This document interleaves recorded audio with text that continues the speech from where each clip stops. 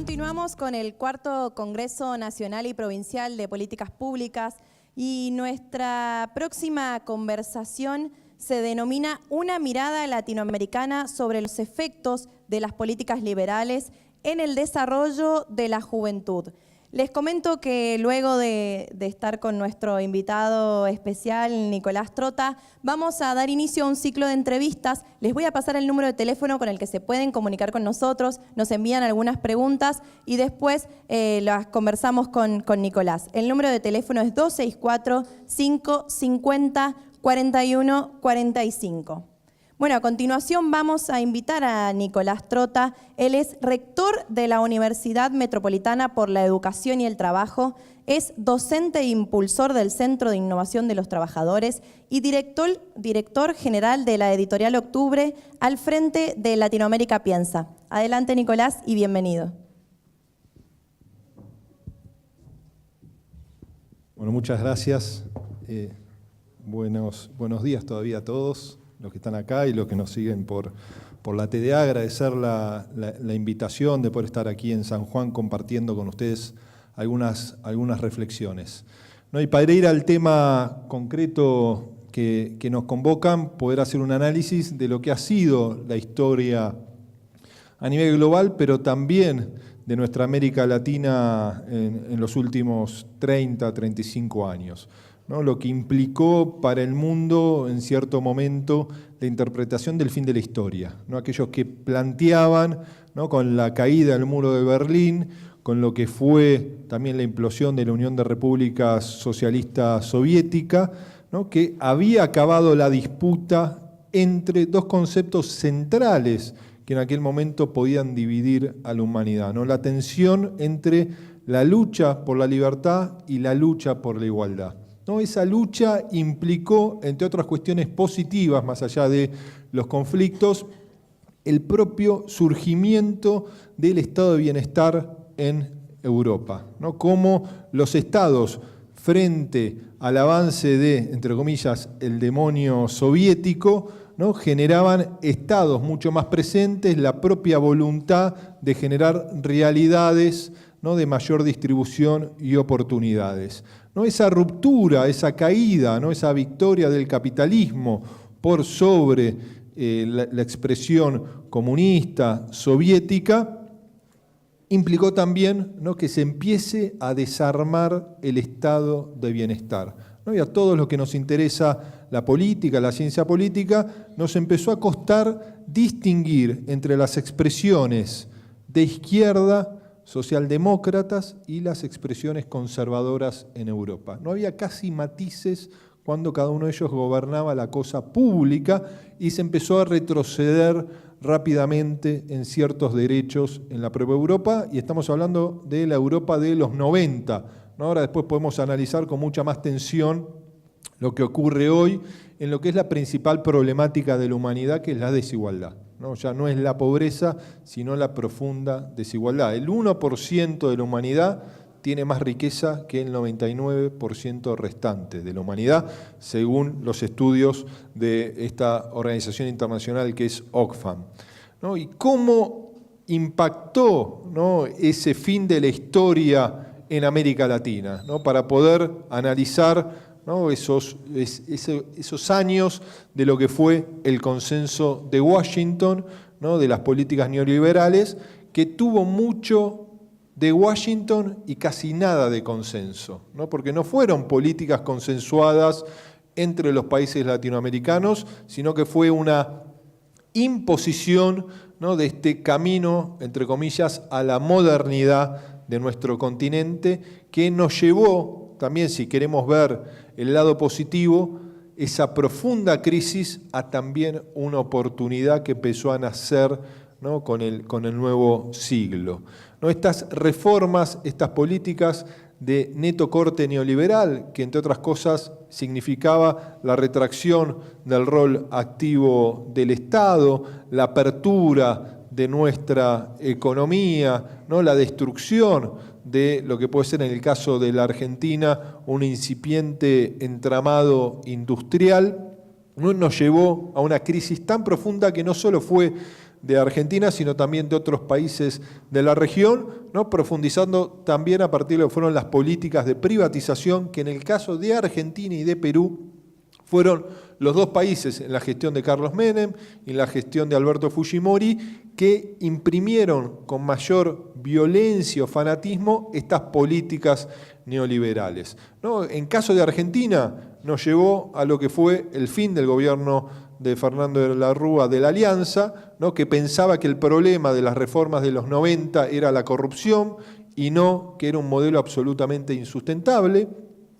Y esa crisis del 2001, ¿no? Tuvo como resultado, ¿no? Una pobreza, en el caso de la Argentina, que llegó al 57% de la población, una pobreza medida por nivel de ingreso, ¿no? Que tiene fluctuaciones muy violentas a lo largo de nuestra historia, cuando medimos pobreza por ingreso, y una desocupación que llegó al 24%. Eso era el escenario, ¿no? De profunda descomposición que tenía la Argentina. Eso también implicó esa oportunidad de redefinir un modelo social presente, popular en América Latina, que muchos podemos decir que se inició con la victoria de Hugo Chávez en la profundamente injusta Venezuela, terminado el siglo XX, la victoria del Partido de los Trabajadores en Brasil, ¿no? A partir de la victoria del 2002 de Lula da Silva y su acceso a la presidencia el 1 de enero del 2003,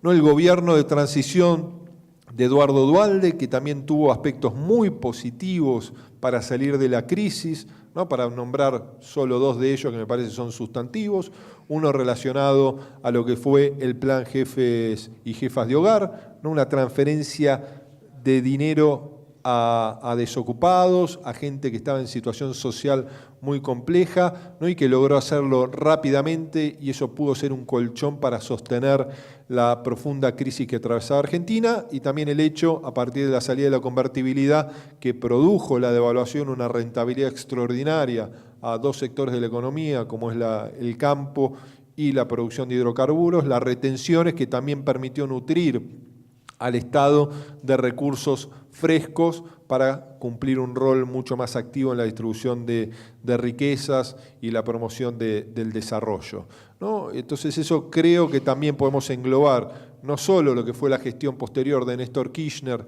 en la salida de la crisis, sino también marcar los aciertos que tuvo también la gestión de Eduardo Duhalde, que fueron muy importantes en ese sentido, ¿no? El gobierno de la concertación en Chile, a partir de esa larga dictadura de Pinochet, primero con dos presidentes de la democracia cristiana, como han sido Aylwin y Frei, pero después el hecho de la victoria de Lagos y posteriormente de Michelle Bachelet, ¿no? La victoria de Tabaré Vázquez, ¿no? Del Frente Amplio, después de las derrotas que habían tenido constantemente en el Uruguay, ¿no? Creo que eso también fue un punto de inflexión, y después de Tabaré Vázquez la victoria de un dirigente tupamaro como es Pepe Mujica, la primavera democrática que tuvo el Paraguay, ¿no? Después de lo que fue la dictadura más extensa en nuestra América Latina de Alfredo Stroessner, y la victoria de Fernando Lugo, esa primavera democrática que por primera vez se le ganaba al Partido Colorado después de casi 70 años de gobierno en lo que fue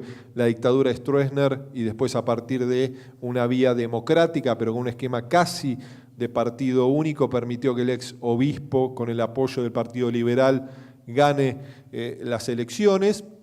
Y quizás también unos años antes, a partir de la victoria electoral del MAS, el Movimiento al Socialismo, de quizás el proceso político más transformador que ha vivido nuestra América Latina en este nuevo siglo, que es la victoria de Evo Morales en Bolivia, ¿no? Que después me gustaría detenerme unos minutos para poner en valor lo que es esa experiencia, que es uno de los pocos países que hoy resiste estoico frente a los demás países que lo rodean, que están aplicando políticas nuevamente de corte neoliberal, de ajuste, reducción de derechos, ¿no? Y ahí estos procesos, estos gobiernos de cambio aplicaron estas políticas que permitieron, ¿no?, recuperar el tiempo perdido, dar un ataque certero a la desigualdad y a la reducción de la pobreza. ¿No? Se sacaron en toda América Latina, en esos 10, 12 años de gestión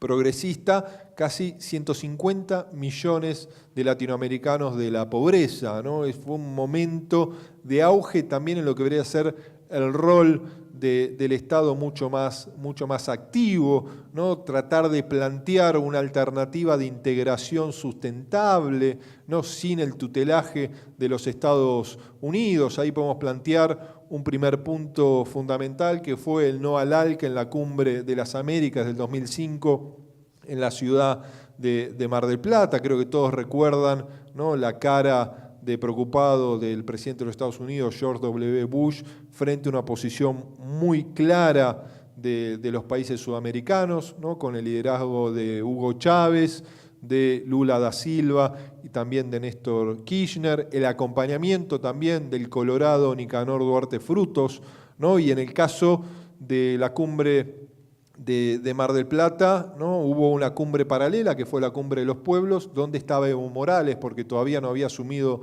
la presidencia de Bolivia, lo iba a hacer a escasos meses en enero del 2006. ¿No? Y eso también fue un punto central en una mirada autónoma, ¿no?, de la región, porque el ALCA, ese proyecto del Acuerdo Libre Comercio de las Américas, ¿no?, esa integración asimétrica de economías en vías de desarrollo con la principal economía del mundo, ¿no?, que produce el 25% de la riqueza del mundo, el Producto Bruto del mundo, que es los Estados Unidos, hubiese implicado un sometimiento profundo de nuestra región a la agenda de los Estados Unidos, ¿no? Y ese no al ALCA también permitió fortalecer el vínculo entre estos dirigentes de corte popular, ¿no?, porque también todos estos procesos de cambio fueron muy heterogéneos entre ellos, ¿no? No fue un proceso homogéneo.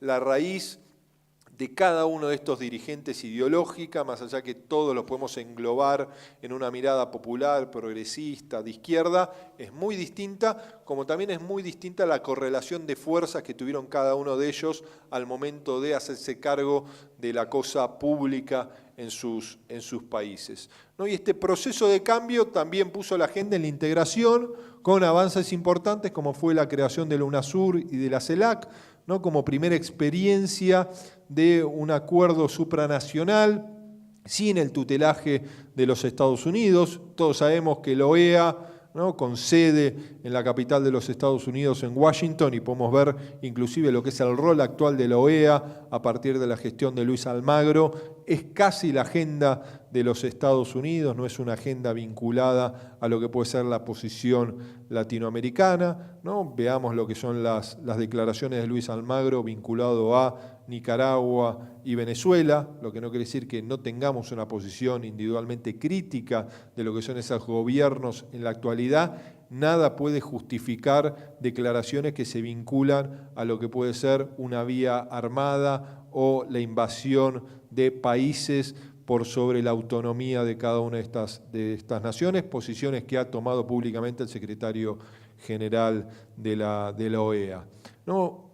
Lo que fue la experiencia de UNASUR creo que fue un punto importante en la construcción de una mirada global en un mundo que hoy se vincula a partir de los grandes bloques comerciales y los grandes bloques políticos, remarcando que nosotros tenemos en nuestro continente un país semicontinental como es Brasil, que a partir del gobierno del Partido de los Trabajadores, más allá que hoy su realidad lamentablemente es otra y después lo podemos conversar al respecto, logró, ¿no?, llegar a ser la sexta economía del mundo, pasó a tener un contexto de participación a partir de lo que es el BRICS, ¿no? Brasil, Rusia, India, China y Sudáfrica, una voz en el contexto internacional, ¿no? Un Brasil que a partir de la gestión del propio Lula da Silva, ¿no? reconoce que no hay espacio para un liderazgo hegemónico en nuestra región, que es importante fortalecer una voz común en defensa de los derechos de Sudamérica y de la América Latina, ¿no? Y este proceso de crecimiento también implicó mayor regulación de las élites económicas, un proceso de mayor autonomía en nuestros países, intentar no avanzar, como hicieron algunos de estas naciones, en nuevos marcos constitucionales que permiten dar el debate sobre la democratización real del poder, experiencias positivas. Creo que ha sido Bolivia y Ecuador en ese sentido, y también Venezuela en lo que es pensar nuevos marcos constitucionales.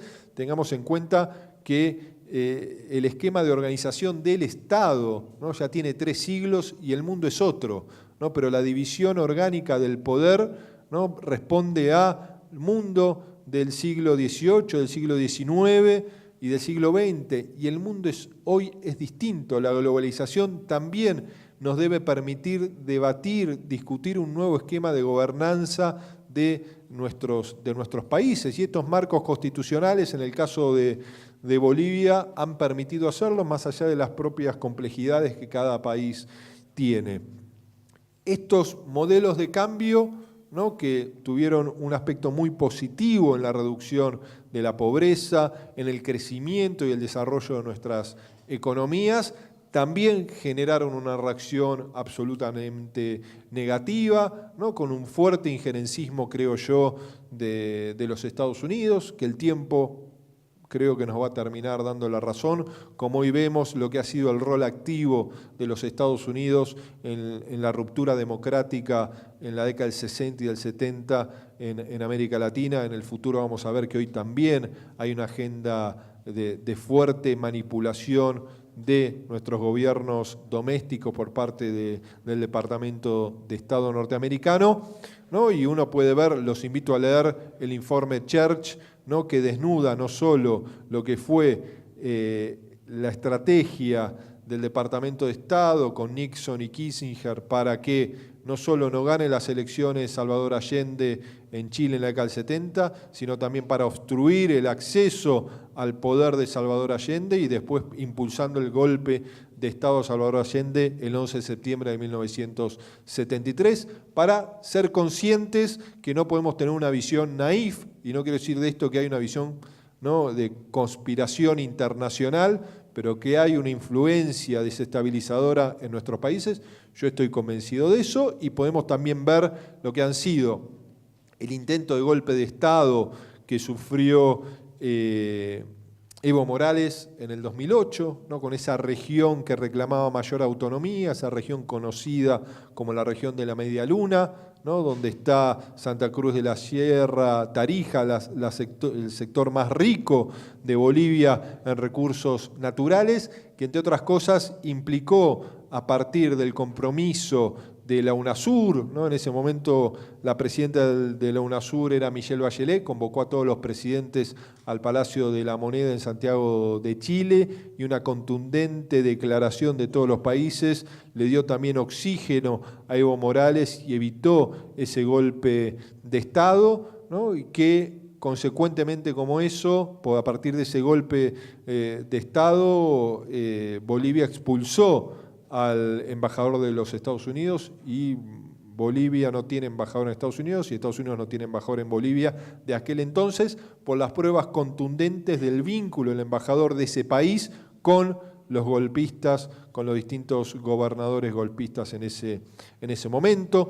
Lo que fue también el golpe parlamentario que sufrió Fernando Lugo a poco menos de un año de las elecciones en Paraguay, ¿no? ese juicio exprés que creo que todos ustedes reconocen o recuerdan, ¿no? que implicó que en pocas horas sea destituido sin derecho a la defensa Fernando Lugo, que no solo pretendía correrlo a Lugo, sino que también planteaba el hecho de que Lugo no pueda empoderar a un candidato que permita ganar las elecciones en el año 2013.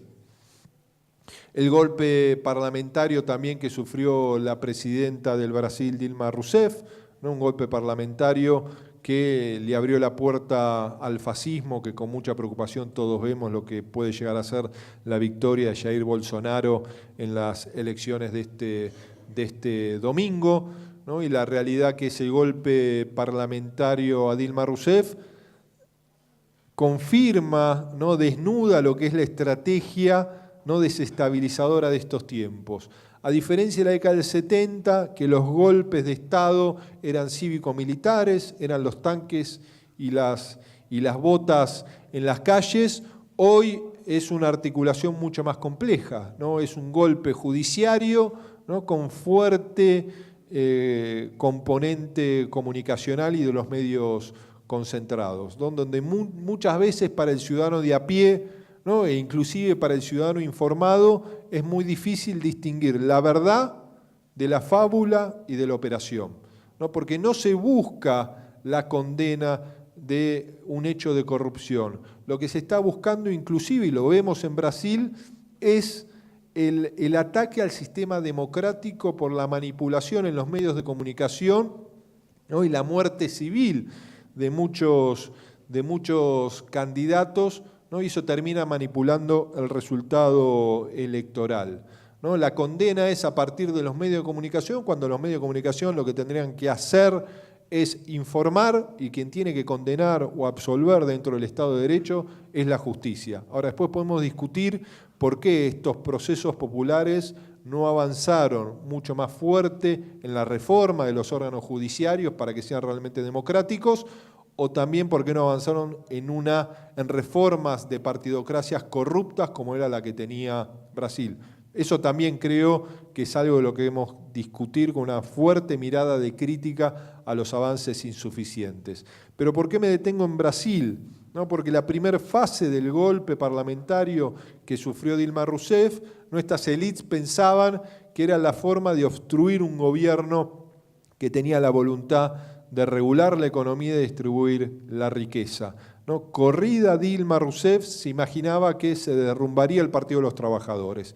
Y eso no ocurrió, porque Lula da Silva empezó a crecer en las encuestas, ¿no? Porque se ponía en valor lo realizado frente a la profundización de políticas de ajuste en el gobierno de Michel Temer, ¿no? Y el hecho implicó, bueno, ¿qué hacemos con Lula, que iba a ganar las elecciones? A partir de allí se planteó todo un avance que implicó, creo yo, esta es mi opinión personal, una condena, ¿no? Sin pruebas de un hombre inocente que obstruyó la posibilidad de que sea candidato, ¿no? Entonces, frente a un Lula que ganaba las elecciones, había que impedir que se presente. Su condena no fue a 12 años y un mes, la sentencia del juez Moro, ¿no? Habla de su convicción en cuanto a la titularidad de Lula de este edificio, de este departamento, que posteriormente fue ejecutado porque la titularidad formal es de la constructora, ¿no? Entonces eso termina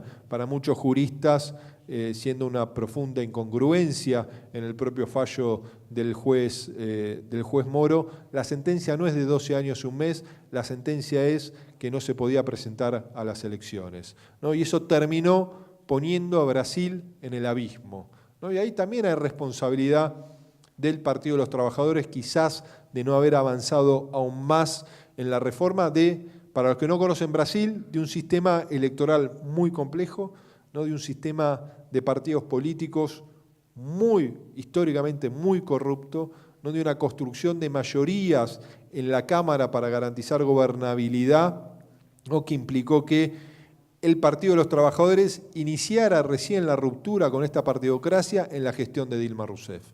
Digo, nadie hizo más por transparentar la política en Brasil que Dilma Rousseff. Por eso, entre otros aspectos, fue destituida, ¿no? Entonces, en ese sentido, creo que la preocupación que uno ve es el hecho del avance de un candidato antisistema, de un candidato que se para sobre dos ejes, ¿no? Su oposición a la partidocracia tradicional, ¿no? Para poner un ejemplo, los dos partidos más importantes de Brasil, sacando el Partido de los Trabajadores, ¿no? El partido de la socialdemocracia brasileña, el partido de Fernando Henrique Cardoso, 2 veces presidente, sacó 5% en las elecciones con su candidato, y el partido de Michel Temer, el actual presidente, sacó el 1%. O sea, en la elección anterior de Dilma Rousseff, esas dos fuerzas políticas habían sacado el 70% de los votos, ahora sacaron el 6%. ¿No? El Partido de los Trabajadores es el único que se logró mantener con un 28-29% que sacó el candidato de Lula, Fernando Haddad. El resto del sistema político brasilero entró en una crisis profunda, ¿no? Que le dio espacio a un esquema de un discurso absolutamente totalitario, ¿no? Fascista, que creo que muchos de ustedes han leído las declaraciones, si no les invito a que pongan Jair Bolsonaro declaraciones en Google, y el que no las ha leído va a quedar muy preocupado a partir de lo que son sus declaraciones, no solo a lo largo de su historia, de su carrera política de este ex militar brasileño, sino las propias declaraciones que ha tenido esta semana. Por ejemplo, uno de sus hijos, ¿no? Que ha sido electo senador nacional, que ha planteado el cierre de la propia Corte Suprema del Brasil. Entonces, estos nuevos tiempos implican también la capacidad de comprender y entender, ¿no? Los desafíos que se le presentan a aquellos que creen que es posible transformar la realidad de nuestras sociedades, de impulsar un rol mucho más activo del Estado, en una nueva oleada neoliberal que uno lo ve en los principales países de la región, ¿no? Si Brasil se suma a este esquema con la victoria de Jair Bolsonaro, la Argentina con las políticas de ajuste que se vienen viviendo, no les voy a contar a ustedes, que lo sufrimos todos los días a partir de estos casi 3 años de la gestión de Mauricio Macri, donde las propias universidades sufren las brutales políticas de ajuste que impulsa la gestión de Cambiemos, ¿no? El crecimiento de la pobreza en América Latina, en Argentina en particular, no el hecho que vamos a tener una desocupación de 2 dígitos cuando termine el año en nuestro país, que ya la tenemos en los principales centros urbanos de Argentina. 5 minutos. Ok. Y el hecho también del enorme endeudamiento que hoy está viviendo la Argentina. Vamos a terminar el año con una deuda externa, si lo comparamos con el Producto Bruto Interno, del 111%, cuando Macri asumió era inferior al 40%, se ha triplicado casi la deuda externa de Argentina, y además de triplicarla, gran parte de la deuda externa está en dólares, ¿no? A diferencia de lo que era el perfil de endeudamiento en la gestión de Cristina Kirchner, ¿no? Esa lluvia de inversiones que nunca ha llegado a la Argentina, y lo único que ha crecido es la especulación financiera, entre otros aspectos, por haber eliminado todo tipo de restricción al ingreso del capital especulativo en nuestro país. Estos nuevos tiempos también implican trazar nuevas agendas que nos permitan tener una mirada crítica de lo que fueron los procesos positivos de transformación de nuestras sociedades, ¿no? ¿Por qué por momentos no se tuvo la capacidad de avanzar y acelerar la marcha en las transformaciones pendientes, ¿no? ¿Por qué en el caso de Brasil, como decía, no se logró con la misma voluntad que se instauró Bolsa Familia, ¿no? Este sueño que tenía Lula da Silva al momento de asumir que su compromiso revolucionario es que todos los brasileros tengan 3 platos de comida cada día, ¿no? Que puede parecer muy poco, pero es revolucionario en el contexto de uno de los países más injustos del mundo, ¿no? ¿Por qué eso se logró y en el caso de Lula no se logró el ataque certero a esa partidocracia que terminó tirando atrás este proceso de cambio cuando vio la oportunidad?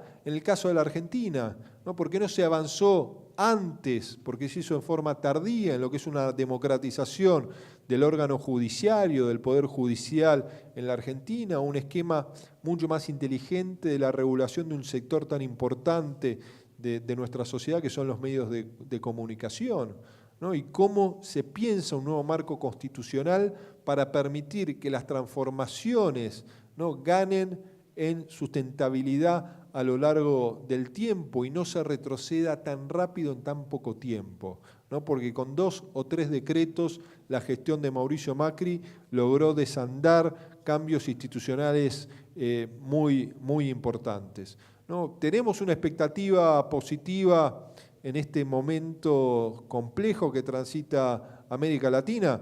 Yo creo que hay que esperar las elecciones del domingo, ¿no? Que es muy difícil imaginar una derrota de Jair Bolsonaro, pero hay que contar los votos, ¿no? La victoria de Andrés Manuel López Obrador en México creo que puede generar una expectativa que la segunda economía de nuestra América Latina tenga una mirada puesta no solo en el desarrollo continental, sino principalmente en traccionar un desarrollo de Centroamérica y que Centroamérica y Sudamérica puedan tener un proyecto político y económico común, que la política de Donald Trump ayuda en ese sentido para fortalecer un proyecto de integración latinoamericana, ¿no? Y más allá del resultado de Brasil de este domingo, el año próximo hay 3 elecciones claves en la región, ¿no? Uruguay, Argentina y Bolivia, ¿no? Que ojalá, ¿no? Uno tenía la expectativa que Brasil sea el primer paso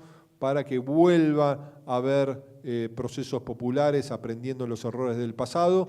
Quizás la vuelta se tenga que plantear en un esquema de Argentina, con una mirada positiva en lo que fue la elección de Gustavo Petro en Colombia, donde 42% de los colombianos eligieron por una expresión de izquierda, que no alcanzó para ganar las elecciones, pero es un punto de partida importante en lo que es la tercera economía de Sudamérica, y también con la expectativa enorme que uno tiene por lo que ha sido el movimiento de mujeres, la revolución de las hijas, en el caso de la Argentina, que creo que ha tenido una fuerza enorme y que implica también revitalizar nuestro sistema de partidos políticos y nuestro esquema de participación, ¿no? Y las políticas, ¿no?, de ajuste que está viviendo hoy la Argentina también creo que tienen que ser una herramienta de reflexión que frente a la reducción de derechos, frente al ataque del rol del Estado,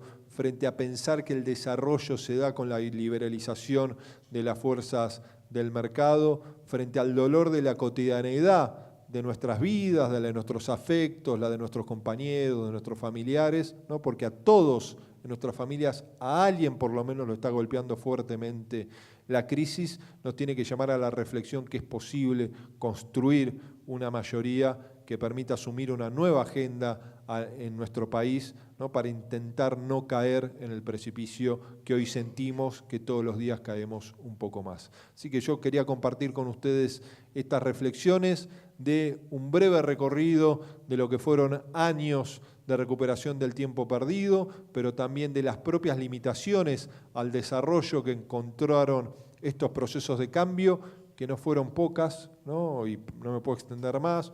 Analicemos lo que fue la iniciativa aprobada de constitución del Banco del Sur, que nunca se pudo implementar, muchas de las obras de infraestructura que no se pudieron, regionales, que no se pudieron implementar, ¿no? Hoy se está atacando lamentablemente la UNASUR, ¿no?, al punto que el presidente Lenín Moreno está planteando el cierre de la sede que está en el centro del mundo en Quito, ¿no?, que es una sede que fue un compromiso del gobierno de Rafael Correa y de su proceso político, de la Revolución Ciudadana, ¿no? Hoy se está retrocediendo, entre otras cosas, a partir de la definición de 6 países que hoy no están participando de la UNASUR. Así que toda esa incertidumbre, creo que a los que son más jóvenes, ¿no?, que yo por momentos me siento también en ese espacio, creo que tenemos que tener una mirada positiva, de tener claro hacia dónde debería ir nuestra América Latina, siempre de la mano y la integración de nuestros pueblos, en un momento donde, si queremos tener una voz que defienda nuestra región, es a partir de la profundización de la integración. Muchas gracias.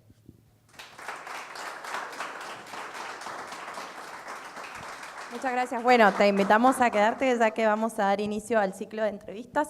Va a ser muy cortito porque en 10 minutos empieza el noticiero de la universidad.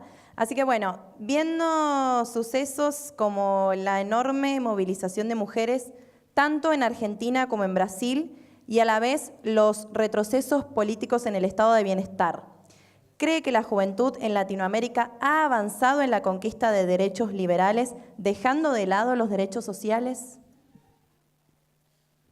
Yo creo que, y que no lo hablé, yo creo que el gran desafío que se le presenta a nuestras sociedades es la transformación cultural de nuestros pueblos, ¿no? Y la transformación cultural de nuestros pueblos implica ser conscientes que no hay bienestar individual si no hay un bienestar colectivo, ¿no? Esto que decía Perón, que nadie se realiza en una comunidad que no se realiza, ¿no? Y que parte de la ampliación de derechos en el campo económico que vivió América Latina se relacionan al consumo, ¿no? Y que muchas veces las sociedades no interpretan que ese acceso al bienestar vinculado al consumo se deben a las políticas públicas que se implementan, ¿no? Y Lula da Silva, Dilma Rousseff siempre plantean, ¿no?, que ellos hicieron una encuesta en Brasil para analizar por qué la sociedad sentía, ¿no?, que había progresado, y en esa encuesta la primera respuesta era el esfuerzo individual,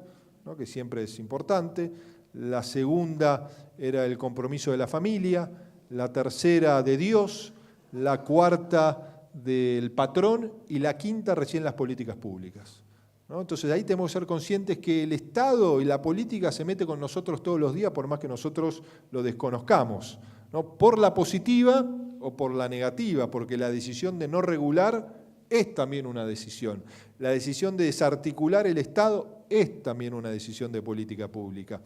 Entonces creo que ahí el desafío es cómo la izquierda, el campo popular, en el caso de Argentina el peronismo, logra esa transformación cultural de nuestra sociedad, la valoración de ese desarrollo colectivo, ¿no? Intentar generar un paradigma tan convocante como es el individualismo para el neoliberalismo, ¿no? Porque si nosotros pensamos que en el pupitre que estamos en la universidad uno llega por solo el esfuerzo individual, desconoce 200 años de lucha en nuestro país, ¿no? Y en el caso de la Argentina, los 100 años de la reforma universitaria. Entonces, esto es parte de lo que tenemos que ser conscientes, que no es fácil hacerlo, ¿no? Porque es algo que le ha costado estos procesos de cambio, ¿no? Muchas veces sectores que se beneficiaron accediendo a derechos que le corresponden, porque nadie regala nada, sino son derechos, ¿no?, frente a procesos